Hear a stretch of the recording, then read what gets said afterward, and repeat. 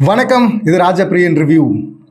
இன்னைக்கு சட்டமன்றத்தில் ஒரு MLA, Royapuram MLA, TVK MLA அடிக்க பாஞ்சிருக்காரு அப்படின்லாம் சொல்லிட்டு நியூஸ் பார்க்கும்போது ஷாக்காக தான் இருந்தது.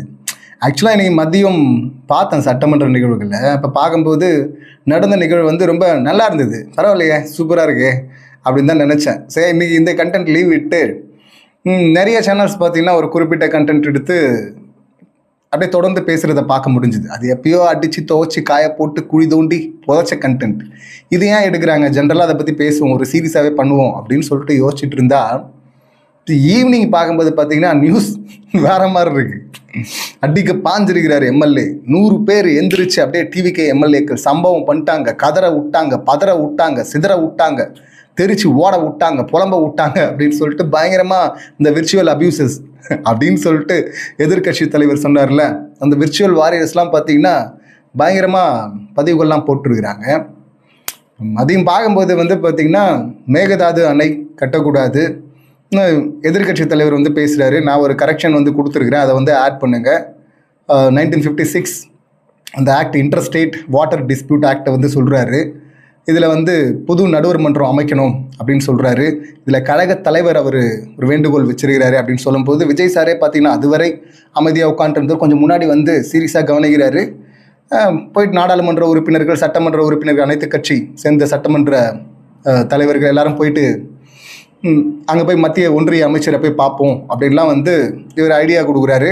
அவரும் விஜய் சாரும் பார்த்தீங்கன்னா அவர் ரொம்ப சோர்வாக தான் படித்தார்.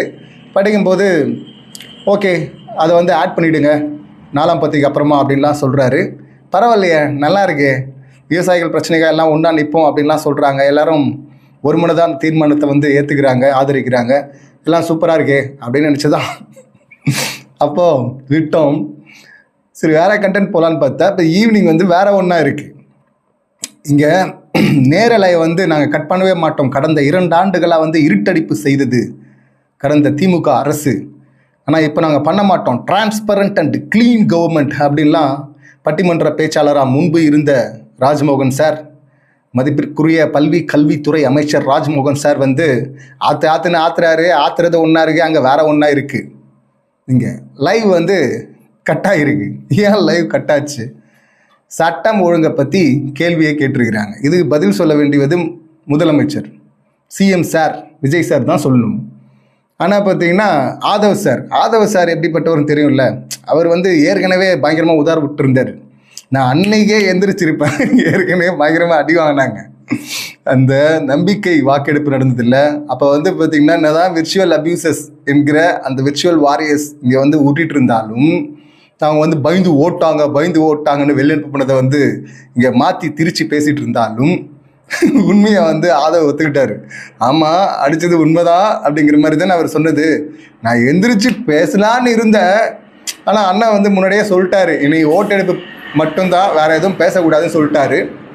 ஸோ அதனால தான் நான் உட்காந்துட்டேன், நான் மட்டும் எந்திரிச்சு இருந்தேன் அப்படின்லாம் பேசிகிட்டு இருந்தார். பேசும்போதே ஸ்பெல்லிங் மிஸ்டேக் கூட பேசுவாங்கல்ல, அந்த மாதிரி ஆள் தான் நம்ம அமைச்சர் சார்.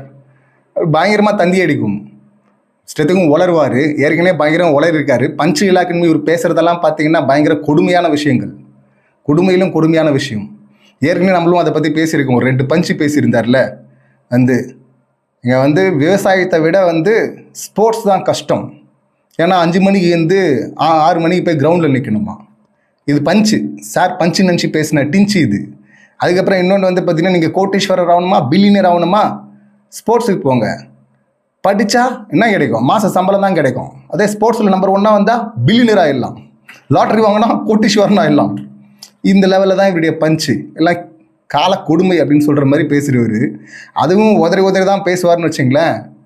சாருக்கு பஞ்சே வராத சார் வெளியில் ஏற்கனவே பேசினார். இது ஒரு பஞ்சுன்னு தான் பேசிகிட்டு இருந்தார். என்னன்னா 5 நிமிஷம் பேசுனதுக்கே கொளத்தூரில் என்ன ஆச்சு பார்த்தீங்களா? என்னாச்சு கொளத்தூரில்? முன்னாள் முதல்வர் ஸ்டாலின் அவர்கள் தோத்துட்டாரு. ஆமாம், தோத்துட்டாரு.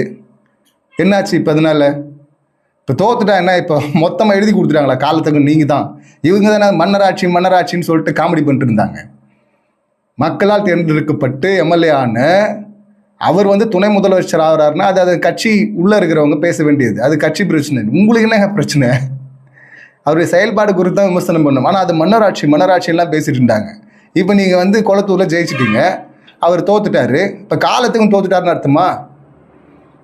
சரி, திரும்ப அவர் கண்டெஸ்ட் பண்ணவே தேவையில்லைங்க. அவர் கண்டெஸ்ட் பண்ண தேவையில்லை. அவர் வயது மூப்பு அது காரணமாக வச்சு அவர் கழக தலைவராகவே இருந்துட்டு போட்டும். அதான் அவருடைய கொள்கையை உள்ள வரையும் சட்டமன்றத்தில் பேசிகிட்டு இருக்காங்களே. அவர் என்ன நினைக்கிறாரு, அவர் என்ன அட்வைஸ் பண்ணார் அப்படின்லாம் சொல்கிறாரு. சிஎம் சார் எந்திரிச்சு கவனிக்கிறாரு. அங்கே நடந்துட்டு தானே இருக்குது. அவர் என்னெல்லாம் பண்ணார் அதெல்லாம் பேச தானே போகிறாங்க அந்த கட்சி சார்பில். மொத்தமாக என்ன கட்சியை மூட்டிங்களா என்ன? அது உங்கள் கனவு, எதிர்கட்சியோ இல்லாத சட்டமன்றங்கிறது. ஆனால் அது நடக்காது ஒரு நாளும். இப்போவும் நீங்கள்லாம் வந்து மெஜாரிட்டிலலாம் ஜெயிக்கல சார், ஒரு மைனாரிட்டி. அதுவும் டிஎம்கே கூட்டணி இருந்தவங்களுடைய சப்போர்ட்டில் நிற்கிறீங்க. இப்போ வந்து சோஃபா மாடல் அரசுன்னு சொல்லிட்டு விமர்சனம் பண்ணிட்டு குதிரை பேரம் நடந்துட்டு இருக்கு. ரொம்ப அப்பட்டமாக தெரியுது. இதில் உங்களுக்கு பஞ்செல்லாம் வேறு வருது. 5 நிமிஷம் பேசுனதுக்கே வாயை திறங்குன்னு சொல்ல தானங்க செய்வாங்க. பேசணும்ல. இங்கே வந்து பெண்கள், குழந்தைகள், வேலைக்கு போகிற பெண்கள், இவங்க நடக்கிற கொடுமையை சொல்ல முடியல சார், சிஎம் சார் அப்படின்லாம் பேசினார்ல. இப்போ நடந்துட்டு இருக்குல்ல கொடுமை. 175 பாலியல் குற்றங்கள்னு சொல்கிறாங்க, 65 கொலை, 4 ஆணவ கொலை, அப்போ கவின் ஆணவ படுகொலை, அப்புறம் அண்ணா யூனிவர்சிட்டி இஷ்யூ, அப்புறம் விளாத்திகுளம் இஷ்யூ. இந்த இஷ்யூ தானே நீங்கள் பேசுனது. ஆனால் இங்கே இவ்வளோ நடந்துட்டுருக்கு. அப்புறம் அஜித்குமார் மரணம், அதுக்காக போராடணும், 1/2 மணி நேரத்தில் கலைஞ்சி ஒன்றீங்க. இவ்வளோ தானே நீங்கள் பண்ணது, இவ்வளோ தானே பேசின. அதை அங்கே அப்படியே பெருசாக பேசுனீங்கல்ல. இப்போ இவ்வளோ நடந்துட்டுருக்கு சார் ஒரே மாதத்தில். பேசுங்க சார் அப்படின்னு கேட்பாங்கல்ல. ஆனால் என்ன காமெடின்னா, நீங்கள் ஒன்று கவனிச்சிங்களா, விஜய் சார் வந்து பார்த்தீங்கன்னா ரொம்ப பரிதாபமாக உட்காந்துட்டு இருக்காரு. வந்து ஒரு எம்எல்ஏ இருந்தாலும் பரவாயில்ல, பின்னாடி எங்கேயாவது லாஸ்ட்டில் இடம் கேட்டு ஒழிஞ்சிக்கலாம். சிஎம் வேறு, என்னடா பண்ணுறதுன்னு தனி இருக்கை வேறு, முன்வரிசை வேறு. இப்போ லாஸ்ட் டைம் வந்து ஓட்டெடுப்பு நடக்கும்போது வரும்போது சரி தொடர்ந்து நிறைய நிகழ்வுகள், அலைச்சல், அதனால் அவ்வளோ டயர்டாக இருக்கார் போல இருக்கு அப்படின்னு பார்த்தா இப்போவும் பார்த்தீங்கன்னா அப்படி தான் இருக்கார். ரொம்ப பரிதாபமாக உட்காந்துருக்காரு. சின்ன பசங்களை பால்வாடி கூப்பிட்டு போய் விட்டோம்னா சில நாள் சந்தோஷமாக போவாங்க, சில நாள் ரொம்ப சோகமாக போவாங்கல்ல. நாமளே திருப்பி கூப்பிட்டு வந்துடலாமான்னு தோணும்ல. அந்த மாதிரி வந்து உட்காந்துட்டு இருக்காரு. ஆனால் அது கொஞ்சம் டீசெண்டாக சொன்னேன். பத்திரிகையாளர் ஷியாம் இருக்கார்ல, தராசு ஷியாம், அவர் திருவாலை தொலைஞ்சு போன குழந்தை மாதிரி உட்காந்துருக்காரு அப்படின்னு சொல்லிட்டு அவர் சொல்கிறாரு. அவர் யூஸ்வலாக நல்லா கமெண்ட் பண்ண மாட்டார். ஏன் கமெண்ட் பண்ணுறாருன்னா அவரை என்னால் புரிஞ்சிக்க முடியுது. இப்போ நம்மளாவது வந்து எப்பயாவது தான் அந்த சட்டமன்ற நிகழ்வுலாம் பார்க்குறது. அவங்களாம் தொடர்ந்து பார்த்துட்டு வராங்க பல வருஷமாக. அவங்களுக்கு கடுப்பாகல இப்படியெல்லாம் நடந்தா. ஸோ அந்த கடுப்பில் தான் பேயறிஞ்ச மாதிரி உட்காந்துருக்காரு அப்படின்றாங்க. இந்த பக்கம் திருவாலை தொலைஞ்சு போன மாதிரி உட்காந்துருக்கிறாரு அப்படின்றாங்க. ஏன்னா அந்த இதில் தான் இருக்கார். இதை நான் முன்னாடியே கூட பேசியிருக்கிறேன். இப்போ யூஸ்வலாக ஒரு மாஸ் ஹீரோவுக்கு அந்த கான்ஷியஸ் ரொம்பவே இருக்குங்க. மாஸ் ஹீரோ தான் அவர், உண்மைதான். அது பீக்கில் தான் இருந்தார், கரெக்டு. அவ்வளோ பேருக்கு ரொம்ப ஒரு கேமரா கான்ஷியஸ் ரொம்ப அதிகமாக இருக்கும். பொது வெளியில் அதிகமாக எதனால் தான் வரமாட்டாங்க இவங்கெல்லாம். ஷூட்டிங்கில் கூட பார்த்தீங்கன்னா 6 மணிக்கு மேலே ஷூட் போகுது அப்படின்னா முன்னாடியே இன்ஃபார்ம் பண்ணணும் அப்படின்னு சொல்லுவார். அது நிறைய பேர் சொல்லியிருக்கிறாங்க. முன்னாடியே இன்ஃபார்ம் பண்ணால் தான் இருப்பார், இல்லைன்னா 6 மணிக்கு கிளம்பி போயிடுவார் அப்படின்னு. அவர் ஒரு கமர்ஷியல் படம் பண்ணுறவர். ஒரு எனர்ஜி ஒரு மாதிரி குறைஞ்சி அப்படியெல்லாம் இருக்க முடியாது இல்லை ஸ்பாட்டில். அது நல்ல விஷயந்தான். அது ஆக்டராக அவர் பண்ணுறது கரெக்டு தான். எவ்வளோ நேரம் எனர்ஜியாக இருக்க முடியுமோ அவ்வளோ நேரம் வந்து ஷூட் பண்ணலாம். இதே ஒரு சின்ன படம், சின்ன ஹீரோ அப்படின்னா வந்து அது எக்ஸ்ட்ரா காசு ஆகும்பா, இன்னும் ஒரு அரை கால் ஷீட் எக்ஸ்டெண்ட் பண்ணி முடிச்சிடலாம், இன்றைக்கே முடிச்சிடலாம் அப்படின்னு பண்ணுவாங்க. இவர் பெரிய ஹீரோ, என்ன பணம் ஆனால் ஆகட்டும் செலவானா ஆகட்டும் எல்லாம் கலெக்ஷனில் வந்துட்டு போகுது இல்லை அப்படின்னு சொல்லிட்டு அவருடைய கம்ஃபர்ட் ரொம்ப முக்கியம் அப்படி தான் பார்ப்பாங்க. அது ஷூட் ஸ்பாட்டில். ஸோ எவ்வளோ எனர்ஜியாக இருக்க முடியுமோ, எவ்வளோ நேரம் அவங்க பொதுவெளியில் தாக்கு பிடிக்குமோ அவ்வளோ நேரம் இருந்துட்டு அப்புறம் ப்ரைவேட் ஸ்பேஸ்க்குள்ளே போயிடுவாங்க. பொதுவெளியில் இருக்க மாட்டாங்க. பட் இங்கே வந்து கேள்வி கேட்க வர்றது மட்டும் இல்லாமல் கேள்வி வேற பதில் சொல்லணும். எப்போ என்ன கேள்வி கேட்பாங்கன்னு தெரியலையே. ஏன்னா கரெக்டாக இதெல்லாம் நோட் பண்ணிட்டு வேற போடுறாங்க. கழகத் தலைவர் இந்த மாதிரி சொன்னார் அப்படின்னு சொல்ல வரும்போது எதிர்கட்சி தலைவர் அது வரையும் கொஞ்சம் அப்படியே கொஞ்சம் லீனாக உட்காந்துட்டு இருந்தவர். அப்புறம் வந்து கொஞ்சம் ஷாக்காக முன்னாடி வராரு அப்படின்னா அந்த அவ்வளோ இருக்குல்ல, அலர்ட் இருக்குது, ஒரு படபடப்பு இருக்குது, பயம் இருக்கும்ல. அந்த பயம் இருக்கும்ல, என்ன கேட்க போகிறாங்கன்னு தெரியல. ஆக்சுவலி பார்த்தீங்கன்னா கேள்வி வினாவிடையே இல்லைன்ட்டாங்க. ஆனால் இந்த தீர்மானத்தில் பேசின விஷயங்களை வச்சு பேசுவாங்க, நடுவில் கேள்வியும் கேட்பாங்க. ஏன்னா சட்டம் ஒழுங்கு பிரச்சனைகளை போயிட்டு இருக்கும்போது பதில் சொல்லணும்ல. சட்டமன்றத்தில் கூட பேசணும். ப்ரெஸ்ஸாக தான் மீட் பண்ண மாட்டேங்க, சட்டமன்றத்தில் கூட பேசணும்னா எப்படி? அதை கேட்பாங்கல்ல.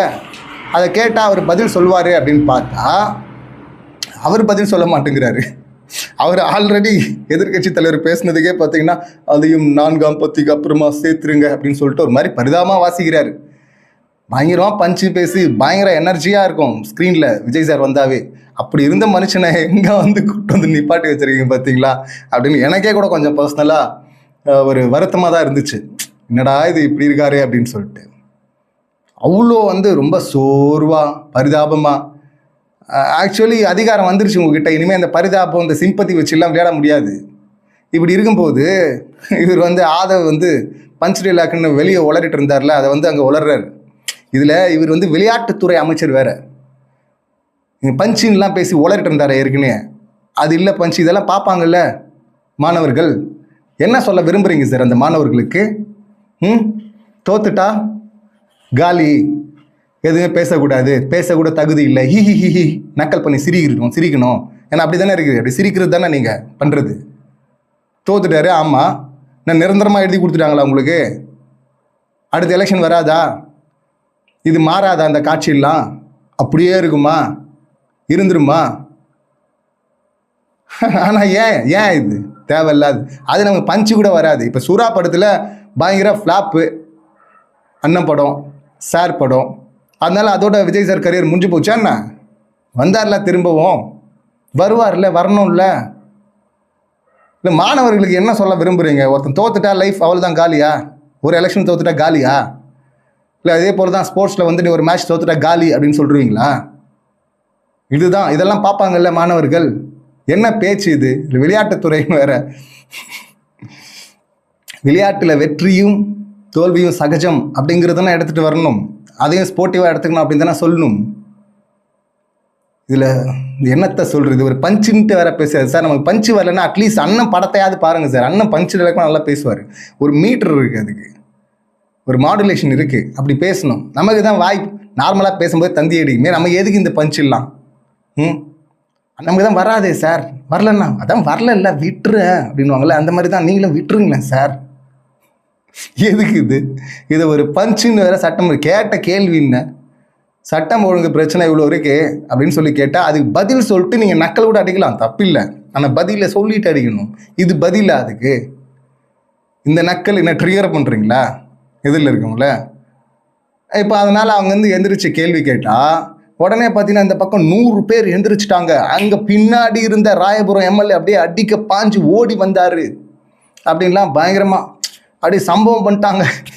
என்ன கேட்டுக்கன்னா லைவ் கட் ஆயிடுச்சு. ஏன் லைவ் கட் ஆச்சு? டிரான்ஸ்பரண்ட் க்ளீன் கவர்மெண்ட்ங்களா? ஏன் கட் ஆச்சு சொல்லுங்கள். சரி, நீங்கள் தான் மாஸ் பண்ணிட்டீங்க, சம்பவம் பண்ணிட்டீங்க, தெரிவிக்க விட்டீங்க, பதற விட்டீங்க, ஓட விட்டீங்க டிஎம்கேவை, சரியா? அதையும் மறைச்சி வச்சிருக்கிறீங்க. எப்படி லைவை கட் பண்ணிட்டு ஓட விட்டீங்களா? சம்பவம் பண்ணது நீங்கள் கிளைம் பண்ணுறீங்க, உங்கள் ஆட்கள் கிளைம் பண்ணுறாங்க. ஒரு பயங்கர மாஸ் சம்பவம் பண்ணால் அந்த சம்பவத்தை வந்து யார் வந்து மறைக்கணும்னு நினைப்பாங்க?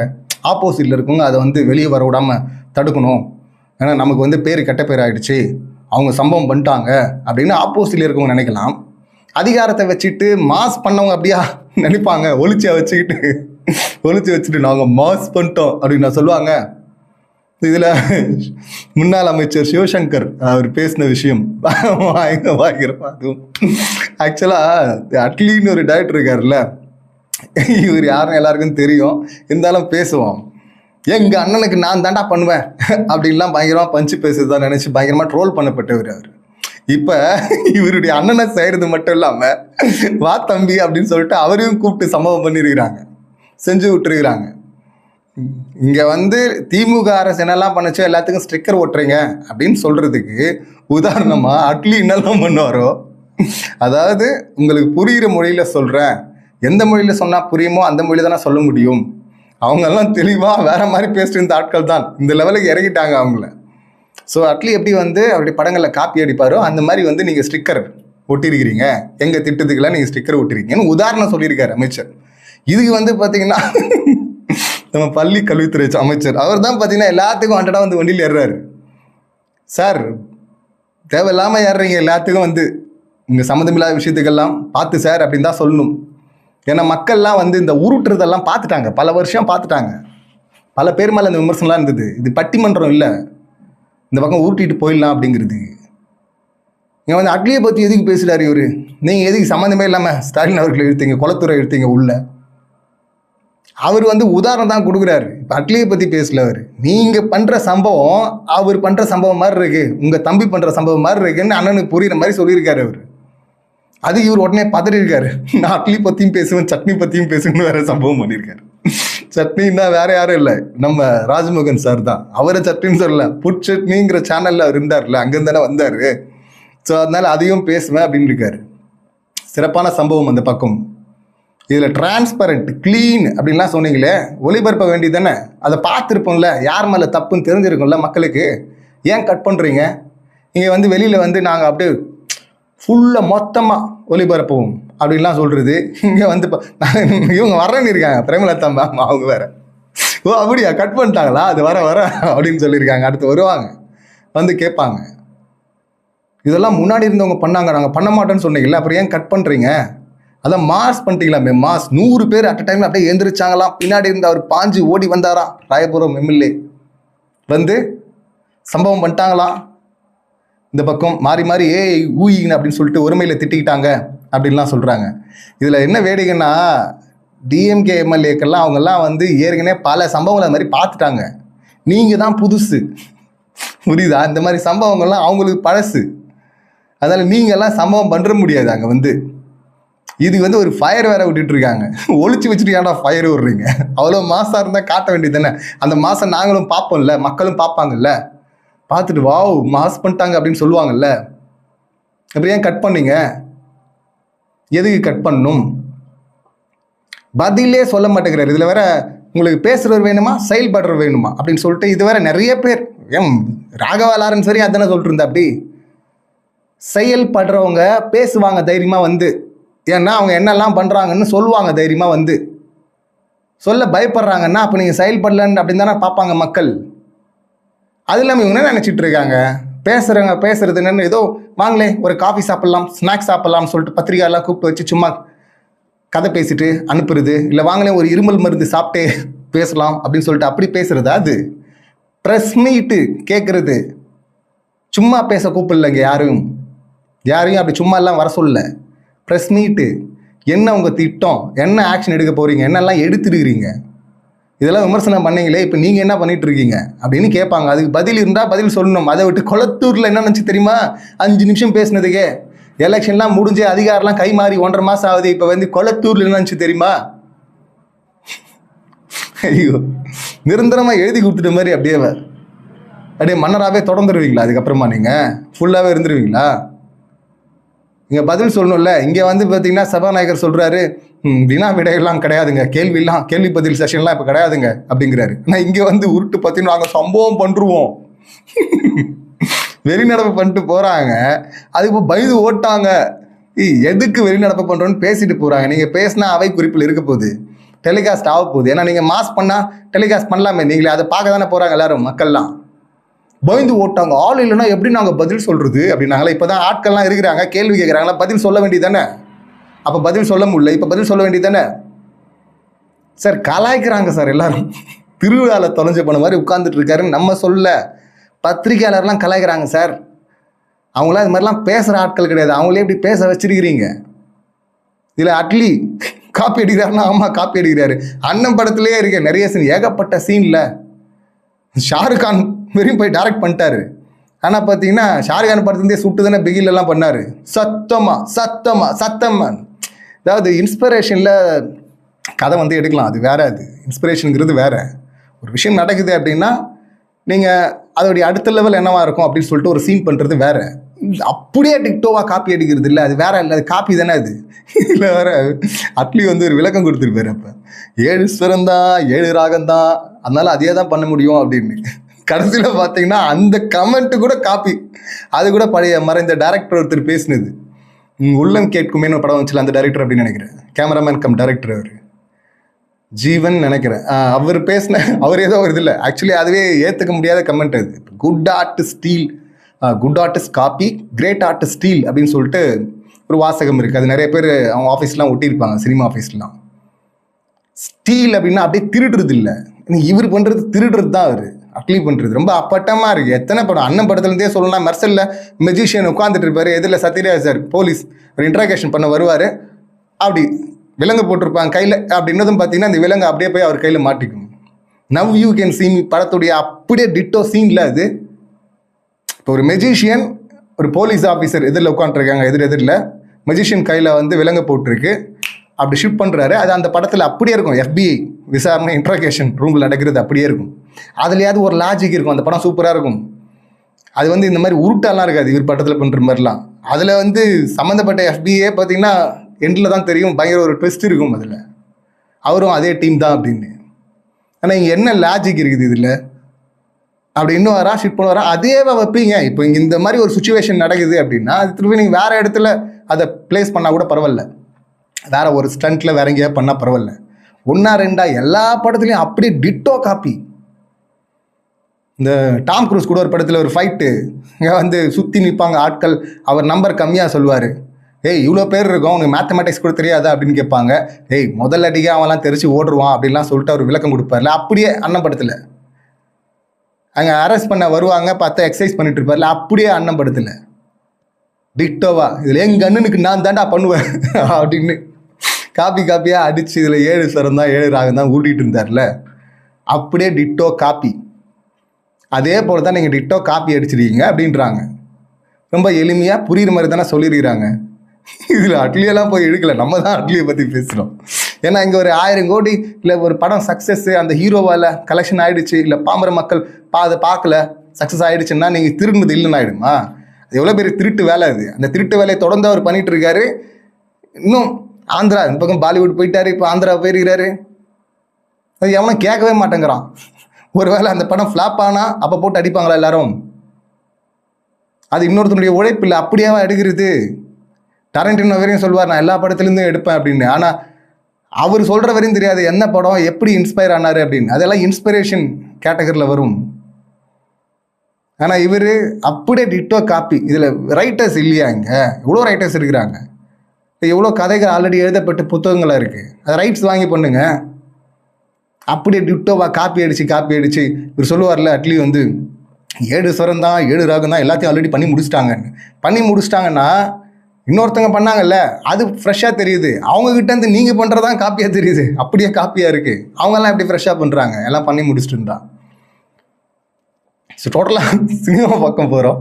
இங்கே வந்து அவ்வளவு காப்பி மட்டமாக காப்பி அடித்து படம் பண்ணிகிட்டு இருக்கிற அட்லி, அதே தான் உங்கள் தம்பி என்ன பண்ணாரோ உங்களை வச்சு அந்த காப்பிலாம் பண்ணியிருக்காரு. ஷாருக்கானை வச்சு அவர் படத்தையே காப்பி அடிச்சு அவரையும் வச்சு காப்பி அடித்து படம் பண்ணியிருக்காரு. ஏன்னா ஓடுதுன்றதுனால எல்லாரும் போகிறாங்க பெரிய திருட்டை வந்து.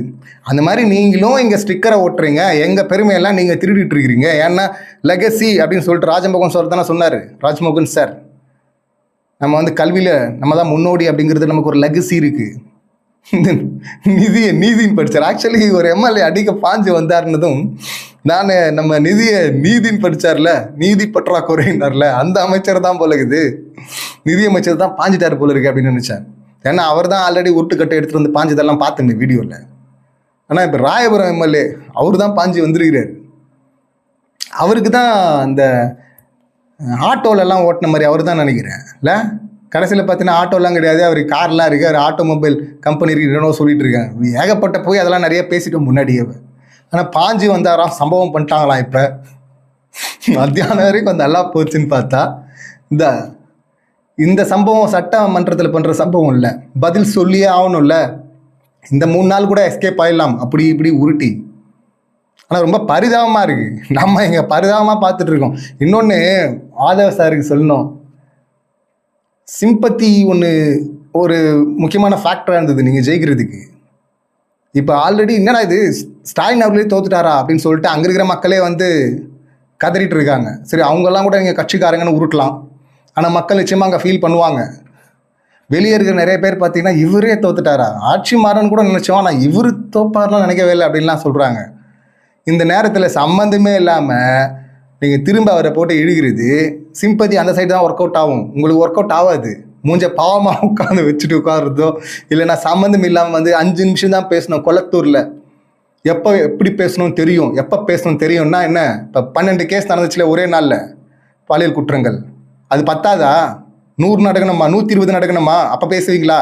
இல்லை 1000 நடந்தா அப்போ பேசுவீங்களா? எவ்வளோ நடந்தா பேசுவீங்க? ஒரு படத்தில் ஒரு டயலாக் வரும், நாசர் சார் தான் பேசுவார் நினைக்கிறேன். ஆப்போசிட்டில் ஒருத்தர் வந்து பேசிகிட்டே இருப்பாரா, அப்போ வந்து காஃபி சாப்பிட்றீங்களா அப்படின்னு, இல்லை வேணாம். டீ வேணாம். ஸ்வீட்டு இல்லை வேணாம்.